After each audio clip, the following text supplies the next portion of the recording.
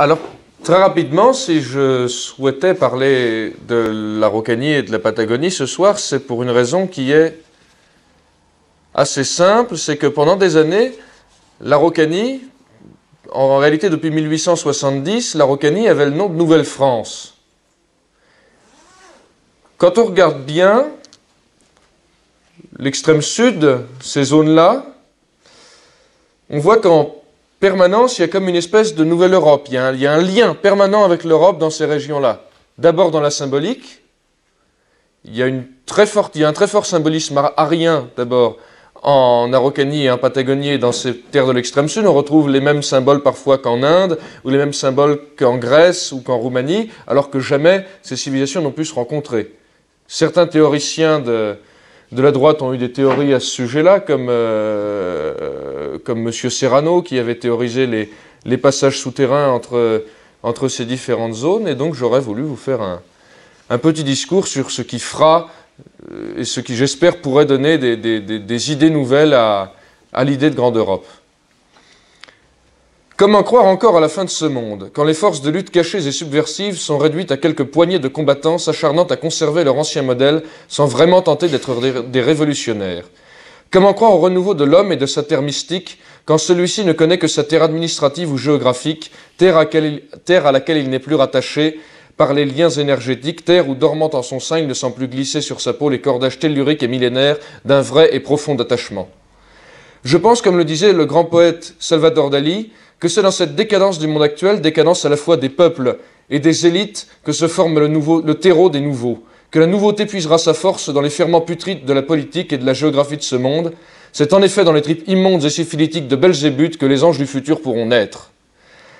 On peut se rattacher à la beauté de l'ancien monde, regarder avec plaisir quelques tableaux de maîtres, lire en quasi-extase des poèmes de Rimbaud ou des stances de Boileau, écouter en pleurant des arias baroques ou des airs de viols anciennes, rappelant les cris des femmes en bas du Christ en croix, mais c'est par ces beautés que l'on devient réactionnaire.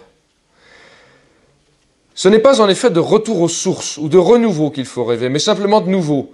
Notre monde actuel, cataclysmique, ne pourra jamais se relever de ce qu'il fut. Par contre, chacun de nous peut tenter, sans jamais tomber dans la réaction ni dans le chauvinisme, en gardant l'amour populaire et l'amour de Dieu, de faire connaître au monde l'idée du nouvel empire, propre des anciennes manies, ayant fait une croix sur les vieux systèmes pervers, périmés et abscons. La démocratie, l'autocratie, le communisme, l'anarchie et la monarchie, ces systèmes sont déjà morts et le formol dans lequel on les conserve s'évapore vite. Ce sont des systèmes humains et voués donc à leur perte, étant donné qu'un système existe pour son peuple et que l'homme n'a jamais fait le peuple. C'est Dieu qui fait le peuple, vox populi, vox dei. C'est la monarchie mystique, l'impérium divin d'une éclatante et plus visible transcendance qu'il faut offrir pour les noces sacrées du peuple et de Dieu, pour le monde futur, la véritable nouvelle alliance.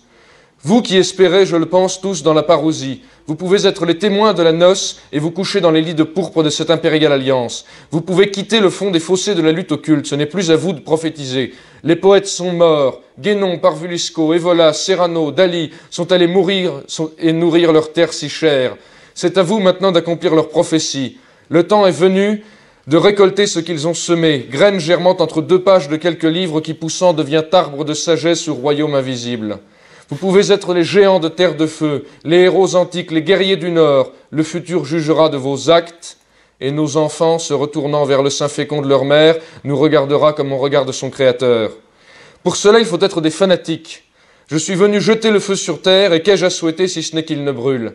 Cette phrase du Christ est un parfait appel à cela.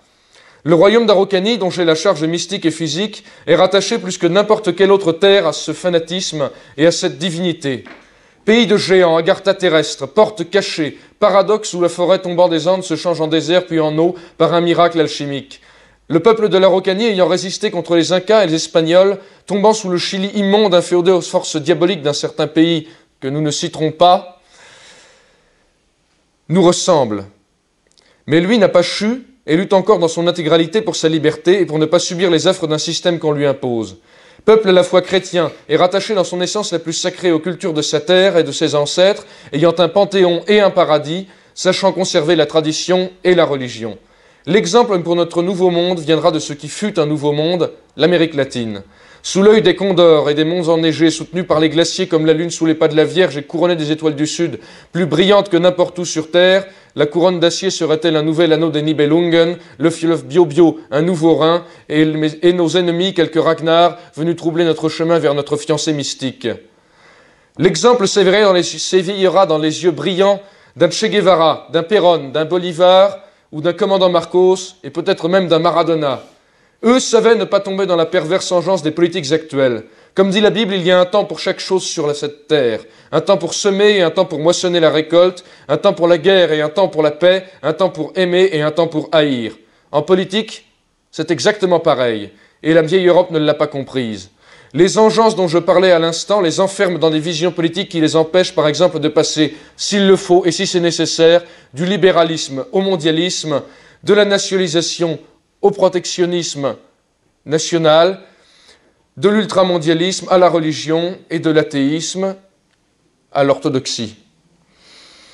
Ils refusent de jouer des coudes pour faire le bien du peuple, pensant à leur bien propre ou à celui des minorités dirigeantes. Devant nous s'ouvre une porte d'entrée, un porche vers l'espoir du monde nouveau. Je pense qu'il faudrait que nous osions tous avancer, car nous avons soif dans l'espérance et nous avons soif dans la venue de ce nouveau monde.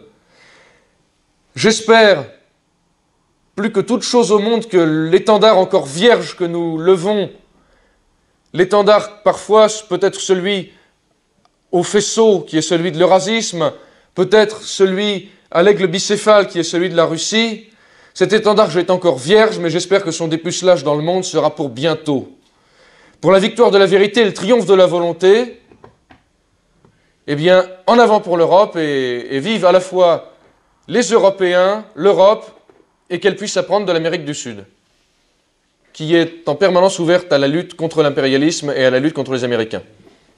Je dirais même que c'est le fer de lance de cette lutte.